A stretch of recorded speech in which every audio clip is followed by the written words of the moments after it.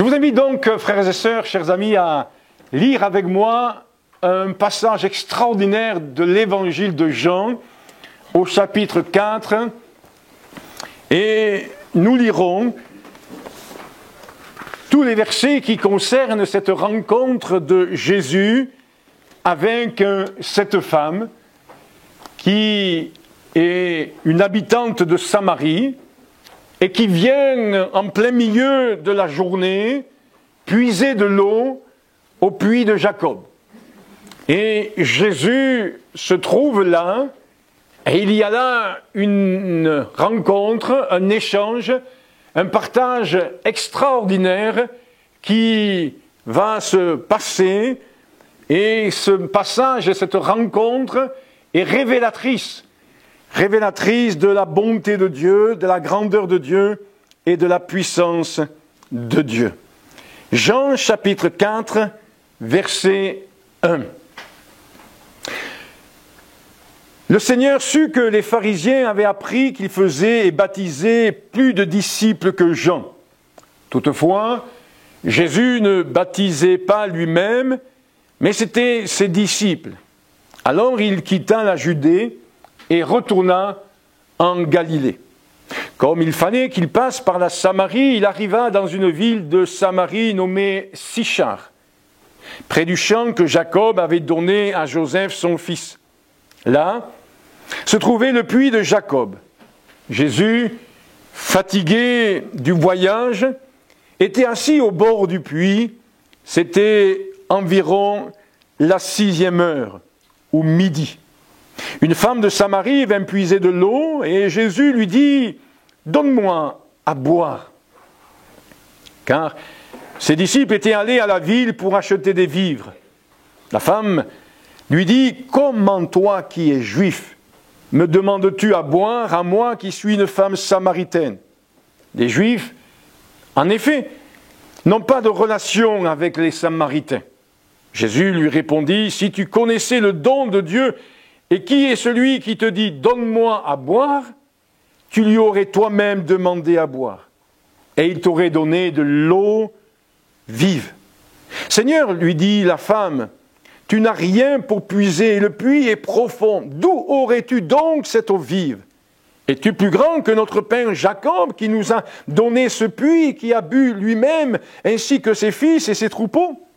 Jésus lui répondit, « Quiconque boit de cette eau aura encore soif.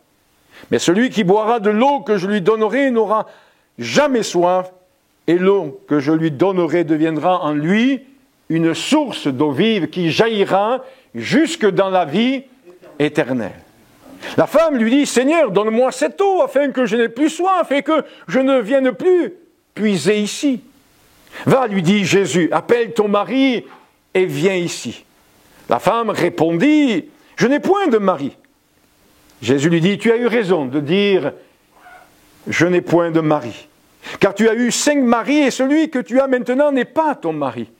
En cela, tu as dit vrai. » « Seigneur, lui dit la femme, je vois que tu es prophète. Nos pères ont adoré sur cette montagne et vous dites que le lieu où il faut adorer est à Jérusalem. Femme, lui dit Jésus, crois-moi, l'heure vient où ce ne sera ni sur cette montagne ni à Jérusalem que vous adorerez le Père. Vous adorez ce que vous ne connaissez pas. Nous adorons ce que nous connaissons car le salut vient des Juifs. Mais l'heure vient, et elle est déjà venue, où les vrais adorateurs adoreront le Père en esprit et en vérité, car ce sont là les adorateurs que le Père demande. Dieu est esprit, et il faut que ceux qui l'adorent en esprit et en vérité. La femme lui dit, « Je sais que le Messie doit venir, celui qu'on appelle Christ. Quand il sera venu, il nous annoncera toutes choses. » Jésus lui dit, « Je le suis, moi qui te parle. Amen. » Il m'a été difficile de scinder ce passage en plusieurs parties, mais de plutôt vous le livrer et vous le partager dans son entier. Cette femme va dire au verset 11, « Seigneur ». Elle reconnaît par là qu'il y a en Jésus une autorité. Elle reconnaît par là que Jésus exprime là une attitude, une parole pleine de maîtrise. Et quand je dis de maîtrise, c'est pour faire un lien avec le fait que Jésus est le maître, le rabbi, le Seigneur. C'est ainsi qu'elle l'appelle. Après, plus tard, dans l'échange et dans la discussion, elle va recevoir une parole de révélation. Elle va recevoir une parole qui va éclairer encore plus sa personne sur la nature même de Jésus, puisqu'elle va dire qu'il est un prophète.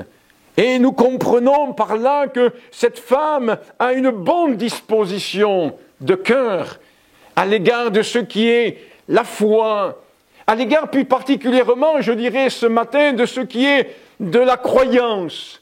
Elle le dira. Elle n'est pas si ignorante que cela, puisqu'elle parle de sa culture à elle, les Samaritains. Et elle parle aussi des pratiques religieuses des Juifs. Et elle a besoin, par rapport à tout cela, d'un éclairage. On va dire d'une meilleure compréhension, de pouvoir mieux cerner les choses. Et Jésus va l'amener à comprendre avec précision tout ce qui est utile et tout ce qui est le but final de Dieu par sa venue en Jésus-Christ. C'est de faire de tout homme, qu'il soit juif, samaritain, je dirais ce matin de tout peuple, de toute tribu, de toute race, des adorateurs pour Dieu le Père. Car c'est là le désir du Seigneur. Oui, elle appelle Jésus Seigneur, je le répète au verset 11. Et il est vrai que parfois nous entendons ainsi parmi les croyants, ceux qui ont une certaine référence à la Bible, référence à l'Évangile, et ceux qui ne sont pas ignorants des textes bibliques, dire au sujet de Jésus que c'est le Seigneur. Et même certaines peuvent dire, oui, nous avons le même Seigneur. C'est ce qu'on aurait pu dire aussi de cette femme. Elle pourrait exprimer la même chose. Sauf qu'il y a là quelques particularités que j'aborderai dans un instant. Oui, Jésus est le Seigneur. La Bible nous révèle qu'il est le Seigneur des seigneurs, le roi des rois. Quelle grâce de comprendre qu'il est au-dessus de toutes choses. Et puisque Jésus est le Seigneur, disons-le ce matin, il est ce qu'il est. Et personne ne peut changer sa nature. Personne ne peut changer sa personne. Personne ne peut changer son caractère. Mais aussi personne ne peut changer ses lois et ses décrets. Il est Seigneur. Il est celui qui a décrété. Il est celui qui a des lois, des principes, des règles, des préceptes, des ordonnances. Lisez le psaume 119 et vous verrez tous les synonymes qui nous révèlent que Dieu est celui qui a dicté la loi de Dieu nous a été révélée par la personne même de Jésus. C'est pourquoi Jésus va dire dans Matthieu au chapitre 5 et au verset 17 qu'il n'est pas venu pour abolir la loi, mais il est venu pour l'accomplir, la révéler, la communiquer. Il est venu pour montrer par son attitude, son comportement, sa manière de fonctionner dans la société de l'époque, qu'il vivait la parole de Dieu et la loi de Dieu. Alors ce qui me touche et m'émeut dans ce passage que nous avons lu il y a quelques instants, c'est la profondeur, c'est la sincérité qu'il y a dans cet échange. C'est pas superficiel, c'est pas un échange diplomatique, c'est pas quelque chose qui est simplement pour l'apparence, la façade. Non, il y a de la profondeur. Il y a de la sincérité de chaque côté. Et chacun s'ouvre et se révèle. Je dis bien chacun s'ouvre et se révèle. Même Jésus, à son niveau. La femme, en parlant de sa situation conjugale, ce qui n'est pas évident, ce qui n'est pas évident encore aujourd'hui parfois, à cause des échecs, des blessures, des souffrances. Certains enfouissent cela. Mais cette femme, devant sa situation conjugale, son insatisfaction, ses difficultés, ses problèmes et la problématique par rapport à la société qu'elle a pu rencontrer, va s'ouvrir, va parler. Et elle va parler à quelqu'un qu'elle n'avait jamais rencontré au préalable, auparavant.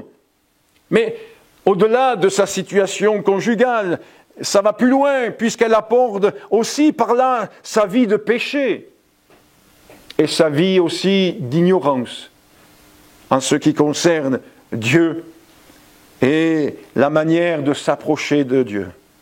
Jésus aussi se révèle d'une certaine manière à cette femme en lui disant à la fin du texte que celui qui lui parle est le Messie.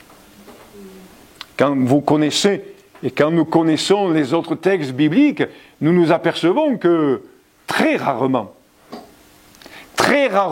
Jésus révèle qu'il est le Christ. Et même des fois, il va demander à ce que rien ne soit dit, que ça reste encore là, dans un cercle fermé des disciples, de certains échanges. Pourquoi ? Parce que Jésus ne veut pas précipiter les choses. Et il le dira au travers de cette expression, « Mon heure n'est pas venue ». Et ce n'est que vers la fin de son service ici-bas sur cette terre que petit à petit, la révélation de Jésus, le Christ, le Messie va se faire. Et il parlera ouvertement à un moment donné que oui, le Père et lui ne font qu'un. Et au tout début de son ministère, il ne le dit guère. Mais là, à cette femme, Jésus se révèle en lui disant « Je le suis, moi qui te parle ». Derrière cet échange, Jésus nous interpelle sur la manière dont nous le suivons. Nous vivons notre foi en lui. D'où peut-être ce constat que nous pouvons faire. Oui, le même Seigneur chez cette femme, et puis parmi les Juifs, oui, mais pas la même manière de le suivre. Et cela m'a amené à une autre réflexion, une continuité dans la réflexion. C'est qu'au travers de cet échange qui nous amène à l'adoration, qui nous amène à la compréhension de ce que Dieu demande, il y a un éclairage que nous avons à avoir sur ma manière de suivre Jésus. Car nous ne pouvons pas dissocier le fait de mettre sa foi en Jésus, d'avoir reçu Jésus, de vivre Jésus ou de vouloir vivre Jésus et de suivre Jésus. Tout d'abord, cette femme va entendre Jésus lui dire ceci, vous adorez ce que vous ne connaissez pas. Jésus ose dire cela à cette femme. Et c'est un drame, spirituellement parlant, de penser adorer Dieu ou de vouloir adorer Dieu et de ne pas le connaître.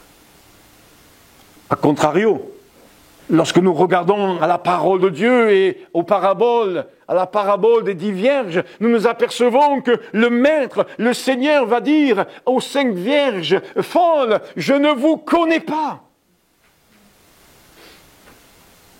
Et malheureusement, combien d'hommes et de femmes dans notre monde, dans notre société, pensent adorer Dieu, un peu à la manière de ces Samaritains, pensent adorer Dieu sans connaître Dieu comme Dieu le définit, comme Dieu l'entend, comme Dieu l'a décrété, comme Dieu l'a souhaité. C'est pourquoi Jésus insistera sur la nécessité de la nouvelle naissance. Et nous ne pouvons pas suivre pleinement Jésus Nous ne pouvons pas suivre pleinement le Seigneur des Seigneurs si nous ne sommes pas passés au préalablement par la nouvelle naissance. J'ai été amené, comme vous, à témoigner cette semaine à une personne. Et j'ai amené cette personne à considérer que ce qui est primordial, parce que cette personne voulait m'amener à parler avec lui sur des comparaisons, sur des différences entre ceci, cela, telle religion, telle autre religion, les évangéliques, les ceci, les cela. Et je l'ai amené à cette base biblique. Et la base biblique, c'est que tout homme, toute femme, tout jeune doit naître de nouveau. Et sans la nouvelle naissance, il nous est impossible de voir le royaume de Dieu. Sans la nouvelle naissance, il est impossible d'entamer une vie avec Jésus et de pouvoir, comme je l'ai prêché dernièrement, suivre ce chemin appelé Jésus-Christ. Besoin alors d'une révélation. Et Jésus le dira, je fais appel à votre connaissance des évangiles ou de l'évangile de Christ pour vous dire que oui, Jésus est celui qui va dire, mais le Père lui-même révèle ces choses-là. Et notre prière pour nos vies, notre prière pour ceux qui nous entourent, c'est que oui, Seigneur, sois encore celui qui se révèle. Révèle-toi à son âme, révèle-toi à son cœur, révèle-toi à son esprit, parce que les mots humains, notre compétence humaine n'est pas suffisante pour amener cette révélation de ce que Dieu est et de ce qu'il a manifesté en Jésus-Christ crucifié, ressuscité. Cette femme dont nous avons lu l'histoire, va recevoir là, à ce moment-là, la révélation de ce que Dieu est et de ce que Dieu attend et du moyen que Dieu a envoyé pour que tout homme puisse vivre ce que Dieu attend, ce que Dieu désire. Dans 1 Pierre, au chapitre 2 et au verset 21, je passe sous silence le contexte, mais voici ce qui nous est dit à la fin de ce verset 1 Pierre chapitre 2 verset 21. Il est dit ceci, vous laissant un exemple, en parlant de Christ, vous laissant un exemple afin que vous suiviez ses traces. Afin que vous suiviez ses traces. Et quand nous regardons au texte de l'Évangile, on voit bien que Jésus insiste sur le fait de le suivre, de marcher à sa suite. Je terminerai ce message en relevant certains aspects. Alors une question s'est imposée à moi au regard de cet échange entre Jésus et cette femme. Est-ce suffisant ? Parce que nous ne pouvons pas nier que cette femme croyait en Dieu. Même si, en ce qui concerne la pratique religieuse, elle va parler de ses pères. Nos pères nous ont enseigné. Elle ne s'implique pas vraiment. Est-ce que sa situation pécheresse a amené cela ?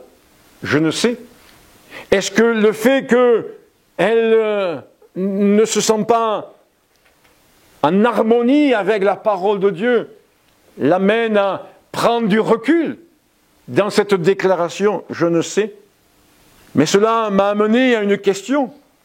Est-ce suffisant aux yeux de Dieu de croire en lui pour lui être agréable ? Cette femme n'est pas hostile à la foi. On ne peut pas dire d'elle que c'est une athée. Même si, je le répète autrement, elle parle de la pratique de ses pères sans s'impliquer elle-même. La femme que rencontre Jésus déclare que son peuple adore Dieu. Et pourtant, quand nous lisons ce que Jésus déclare, ça peut nous interpeller et nous interroger. Alors permettez que ce matin nous puissions dire que croire en Jésus, c'est suivre Jésus. c'est suivre ses traces, c'est marcher à sa suite. Et je ne peux pas dissocier une foi véritable, profonde, qui m'amène dans une vie d'adorateur, d'adoratrice, qui m'amène dans une œuvre de régénération, puisque l'adoration doit se faire en esprit et en vérité. Et comment je peux adorer Dieu si je ne suis pas régénéré intérieurement ? Comment je peux adorer Dieu si je ne suis pas libéré de tout ce qui est du mensonge, libéré de tout ce qui est de l'hypocrisie, libéré de tout ce qui est de la façade, libéré de tout ce qui est de la religiosité? Oui, adorer Dieu en esprit et en vérité, c'est pas simplement, une question de parler en langue, c'est pas simplement une question de prononcer cette phrase. Mais c'est de permettre à Dieu de vraiment régénérer tout notre être intérieurement et dans notre esprit, dans notre état d'esprit dont je fais souvent mention. Il y a là une œuvre de régénération qui est indispensable, un renouvellement permanent de la vie de l'esprit, de l'action du Saint-Esprit pour que nous puissions être vrais, car le Seigneur veut que la vérité soit au fond de notre cœur. Vrai quand je proclame le nom de Jésus. Vrai quand je dis appartenir à Jésus, vrai quand je dis que j'ai foi en Jésus, vrai quand je dis que je suis Jésus. Suis du verbe suivre. Je fais appel à votre connaissance de la Bible et particulièrement du Nouveau Testament pour que vous puissiez vous remémorer tous les passages qui parlent de suivre Jésus. Alors, j'ai voulu quand même en mentionner un. Et je voudrais mentionner celui qui se trouve dans l'évangile de Jean, au chapitre 10. Vous avez le temps de le chercher. C'est Jésus qui parle qu'il est le bon berger. Jean, chapitre 10, nous lirons les versets 3, 4 et 5. Jean 10, verset 3. Le portier lui ouvre et les brebis entendent sa voix. Il appelle par leur nom les brebis qui lui appartiennent. Et je vous laisse méditer sur la dimension d'appartenance à Jésus-Christ. Et il les conduit dehors. Lorsqu'il a fait sortir toutes ces brebis, il marche devant elles et les brebis le suivent parce qu'elles connaissent sa voix.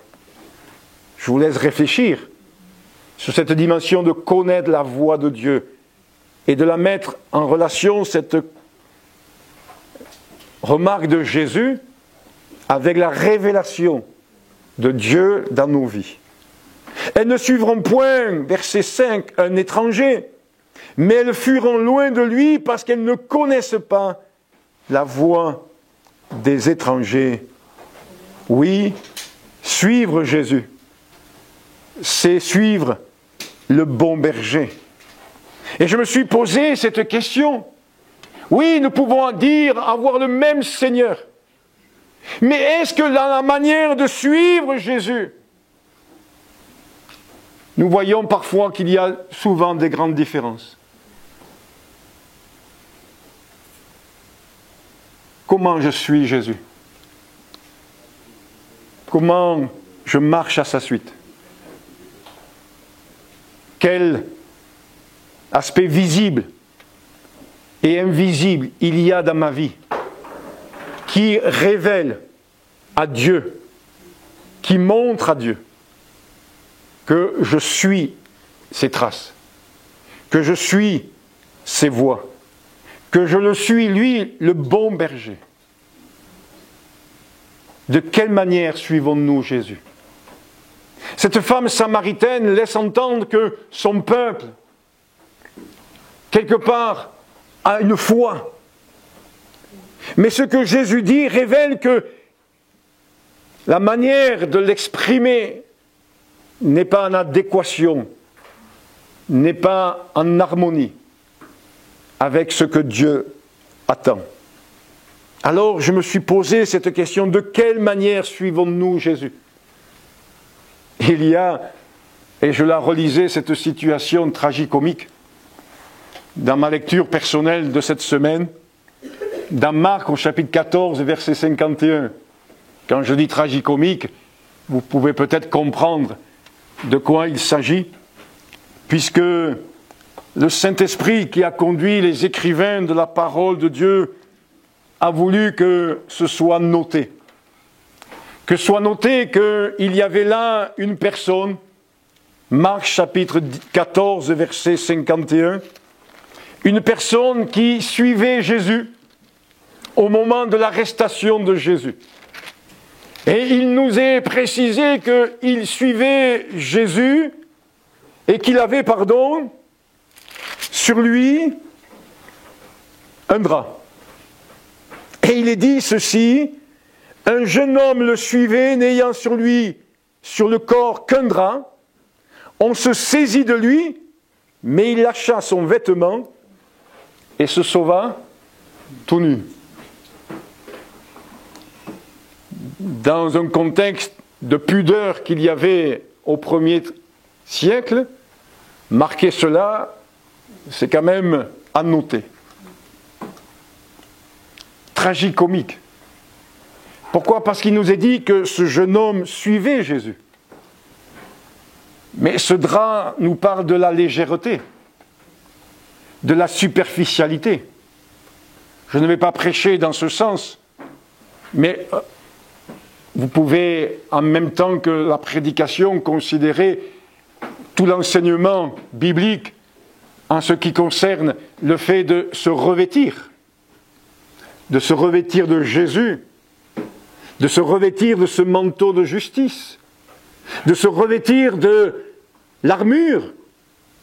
Une armure, ça n'a rien à voir avec un drap. Et donc, cet homme, ce jeune homme, suivait Jésus avec beaucoup de légèreté.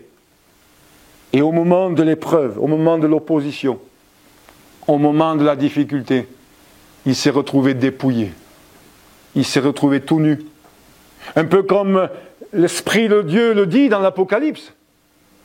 Tu es pauvre, aveugle et nu.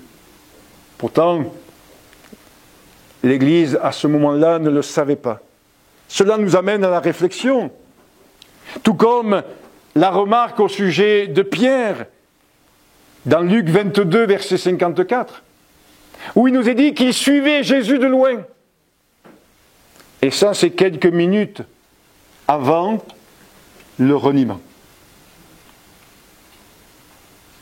Ma prière ce matin pour chacun d'entre nous, c'est « Seigneur, toi qui n'es pas là pour nous culpabiliser, toi qui n'es pas là pour nous juger parce que tu es un Dieu de grâce et un Dieu de bonté, aide-moi, Seigneur, aide-nous, Seigneur, à pouvoir être renouvelés dans notre esprit, dans notre pensée,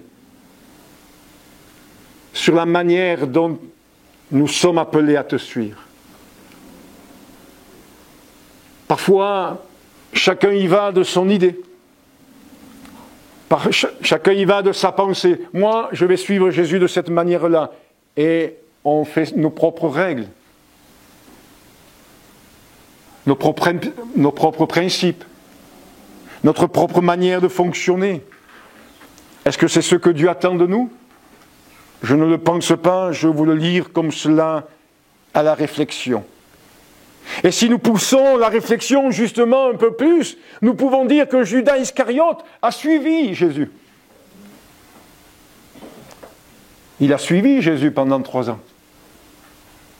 Mais la manière dont il a suivi Jésus ne l'a conduit qu'à la mort, à l'échec et à la perdition. Parce qu'il n'a pas utilisé cette opportunité de suivre Jésus pour pouvoir rentrer pleinement dans la pensée de Jésus, l'enseignement de Jésus.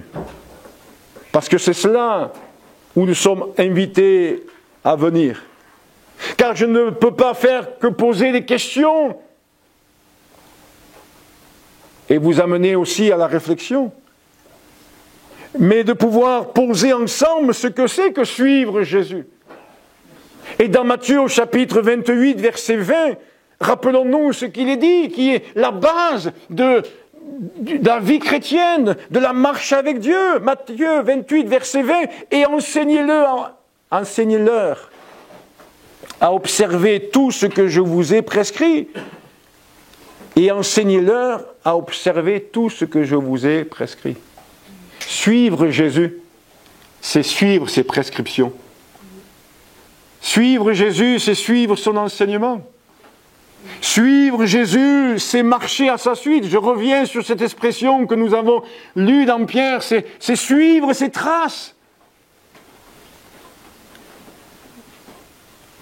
Et combien de fois, dans la parole de Dieu, cela nous est mentionné. Rappelez-vous de l'appel des disciples, où il nous est dit, ils laissèrent tout et le suivirent. Que dire? Suivre Jésus, n'est-ce pas renoncer aux œuvres de péché? N'est-ce pas renoncer à la vieille nature? Et pour prendre une expression forte mentionnée dans la parole de Dieu, la crucifier, la chair. Je sais que ça peut être visionné, cette vidéo. Mais le sentiment le plus négatif que je garderai de la construction, mes frères et mes sœurs, est peut-être le seul,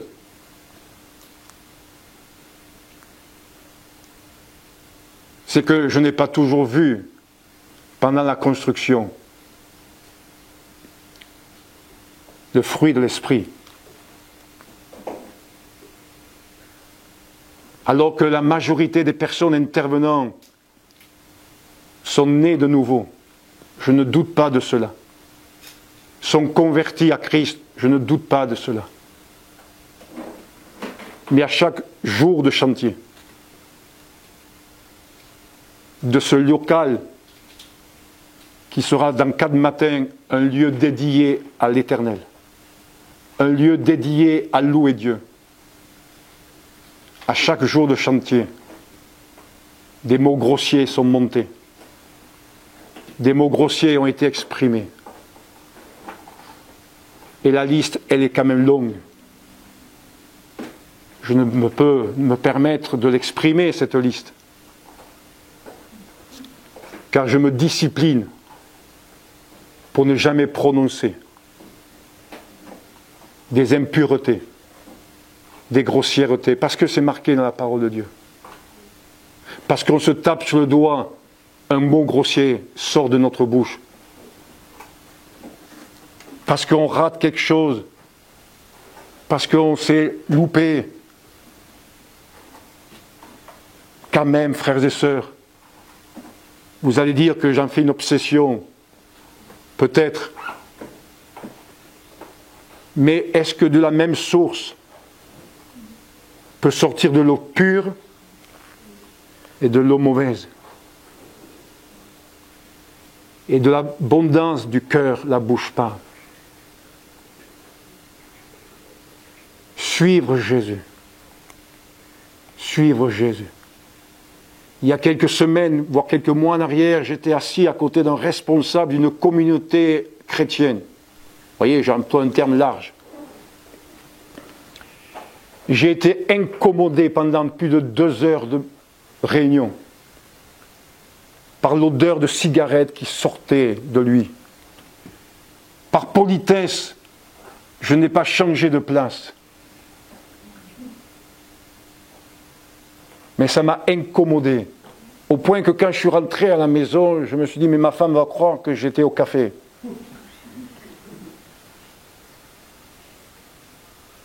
Il me semble quand même que nous devons avoir une certaine réflexion. Que signifie suivre Jésus? On a le même Seigneur. Oui, tout ça, tu ne peux pas faire autrement. Dieu est unique. C'est le Seigneur des Seigneurs. Qu'on soit né en Inde, qu'on soit né en Afrique du Sud, qu'on soit né en Amérique, qu'on soit né en Europe, on a le même Seigneur. Mais on n'a peut-être pas la même manière de le suivre. Parce qu'un seul est le chemin, Jésus-Christ. Et nul ne vient au Père que par Jésus, en prenant en compte son enseignement. Je ne suis pas en train là de chercher à dire je suis supérieur, non. Mais est-ce qu'il y a en nous ce désir ardent de nous appliquer à suivre Jésus? À suivre Jésus. Et à tenir compte de sa parole. Alors oui, permettez-moi d'énumérer certaines choses que je considère indispensables, incontournables, quand on veut vraiment avoir l'approbation de Dieu, être agréé de Dieu. Il y a ce renoncement aux œuvres de péché, à la vieille nature, la mort à soi-même. Je vous fais une liste comme cela, frères et sœurs, chers amis. Il y a là de la consécration. J'ai grandi au contact de l'Évangile. Et ce qui m'a amené à hésiter, à m'engager avec Dieu par les eaux du baptême, c'est la chose suivante. C'est parce que je savais qu'en s'engageant par les eaux du baptême, ma vie devrait être consacrée à Dieu. Pasteur ou pas pasteur, appel au ministère ou pas appel au ministère. Est-ce que dans l'Église de Jésus-Christ aujourd'hui, il y a toujours ce lien entre le fait de suivre Jésus et la consécration? Le fait de suivre Jésus et la fidélité? De suivre Jésus et l'assiduité à l'Église de Jésus? Aujourd'hui, on veut une Église à la carte. Si je ne viens pas à l'Église, ce n'est pas grave. J'ai le culte sur Internet. Bientôt, il va y avoir des drives dans les églises évangéliques. Vous allez passer en voiture, la fenêtre va s'ouvrir, on va vous donner un bout de pain, la coupe, et vous repartez. On vous livre la scène en drive.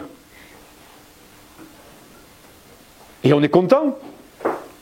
Et comme nous le disent une certaine catégorie de personnes, j'ai eu mon culte. Dans une église où j'étais, je voyais arriver quelqu'un à 10h10. Et à 10h30, il partait. Pourquoi? Parce qu'entre 10h10 et 10h30, c'était l'heure où on distribuait la Sainte Seine. Et il venait, il prenait son bout de pain, il prenait sa coupe, et il était satisfait. Mais est-ce que Dieu était satisfait? Je vous laisse réfléchir. Je vous laisse considérer les choses à la lumière de la parole de Dieu. Suivre Jésus, c'est vivre le pardon. C'est vivre dans la pureté. C'est vivre dans la droiture de cœur et d'esprit. C'est vivre dans la piété. C'est avoir une vie d'église. Avoir une vie d'église. Je suis désolé de le dire comme cela, mais quelle est la vision que les enfants ont de l'église? Eh bien, j'ai l'impression qu'ils ont la même vision que celle de l'école. Pendant les vacances scolaires, il n'y a pas d'église. Pendant les vacances scolaires, il n'y a pas d'école. C'est quoi l'église? Et puis l'église, c'est que le dimanche matin? Où vous voyez marqué cela? Que Dieu nous aide à comprendre que suivre Jésus, ça nous implique corps, âme et esprit.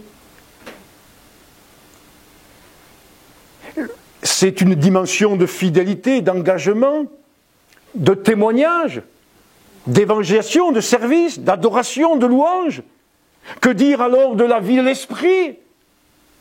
Je ne peux pas dissocier que de suivre Jésus, c'est de vraiment chercher à vivre la Pentecôte, c'est vivre le baptême dans le Saint-Esprit, c'est vivre les dons de l'Esprit, c'est aspirer aux dons les meilleurs, c'est aspirer à toutes ces choses-là. C'est suivre Jésus comme lui nous enseigne, comme lui l'enseigne. Et je me suis posé cette question qui va à l'encontre de l'esprit de ce monde. Est-ce que j'accepte la dimension d'exigence qu'il y a dans l'enseignement de Jésus? Parce que quand on réfléchit à la manière dont Jésus veut que nous le suivions, il y a, selon la pensée des hommes, une forme d'exigence. Et je dis bien selon la pensée des hommes. Parce qu'aujourd'hui, l'être humain ne veut pas qu'on soit exigeant envers lui. Il veut faire les choses comme il veut, quand il veut, comme il le conçoit. Mais lorsqu'on veut suivre Jésus, mes amis, il y a une dimension d'exigence à prendre en compte. On ne peut pas dire de Jésus qu'il a été exigeant envers nous, qu'il est exigeant envers nous, et qu'il ne l'a pas été envers lui. Je crois qu'il est important de considérer que Jésus lui-même a été exigeant avec lui-même.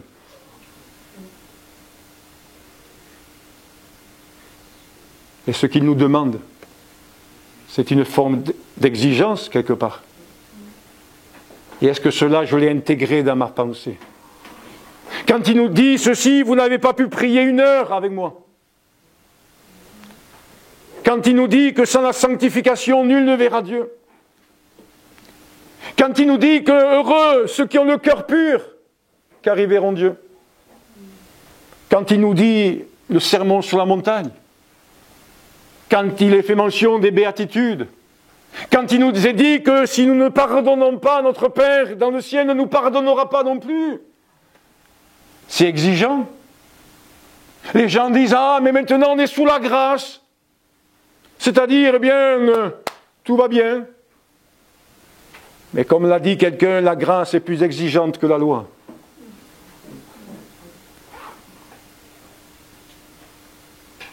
Que Dieu nous aide à considérer cela. Alors je termine, frères et sœurs, chers amis, en citant quelques passages. Et je vous invite, parce que je n'ai pas le temps, à méditer sur Jude, l'épître de Jude. Voici qu'il y a un seul chapitre dans cette épître de Jude, et le Seigneur est là pour nous instruire, pour nous enseigner. Mais je relève avec vous Hébreux 12, verset 12. Hébreux 12, verset 12. Voici ce qu'il est dit.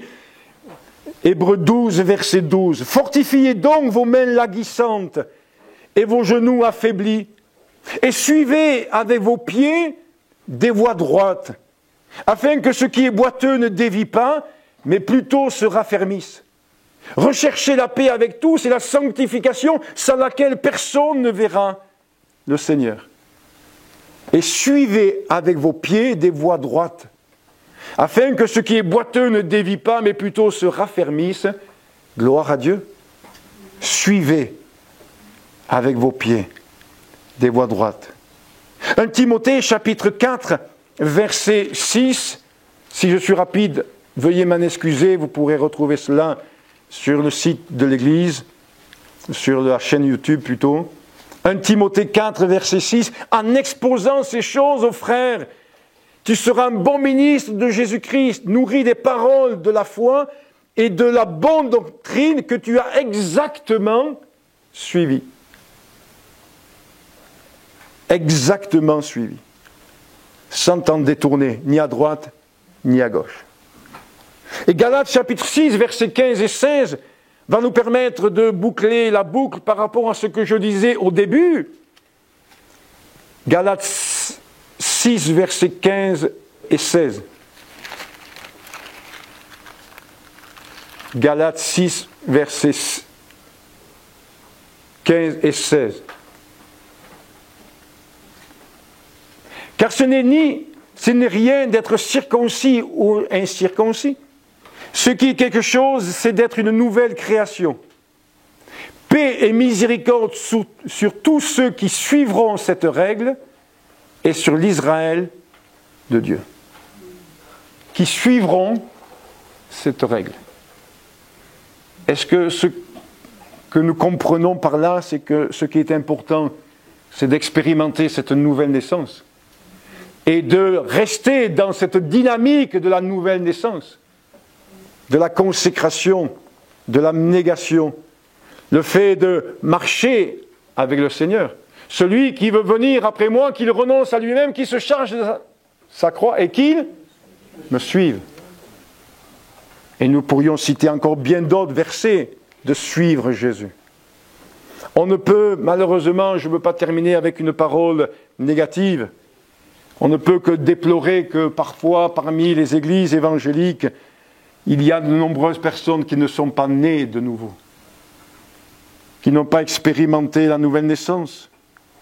Alors prions pour que ce soit une réalité, que la nouvelle naissance, et que cette nouvelle naissance amène cet état d'esprit à suivre Jésus, à le suivre selon sa parole, selon son enseignement, et que cela soit quelque chose de pratique, que nous puissions être ces adorateurs, animés de l'esprit, et ces adorateurs animés de vérité, de profondeur, de sincérité, et qu'il n'y ait point en nous de choses qui soient de façade, mais bien au contraire, empreints de la personne et de la nature de notre Seigneur Jésus-Christ. Je me recueille et je vous invite à faire de même avec moi, et nous demandons au Seigneur sa grâce. Merci Jésus de nous rappeler ces choses élémentaires, essentielles. Nous comptons sur toi, notre Dieu, afin que tu puisses nous aider. Et si nous nous sommes égarés, et si nous avons laissé les principes de ce monde s'immiscer dans notre foi, dans notre engagement avec toi, dans notre relation avec toi, Seigneur, pardonne-nous et aide-nous à être régénérés, renouvelés, afin que nous soyons fidèles à tes principes, à ton enseignement, à tes règles. Nous les acceptons, Seigneur, tes règles, parce qu'elles sont source de vie, et nous voulons rester dans la vie, dans celle qui vient de toi, celle qui jaillit jusque dans la vie éternelle. Amen.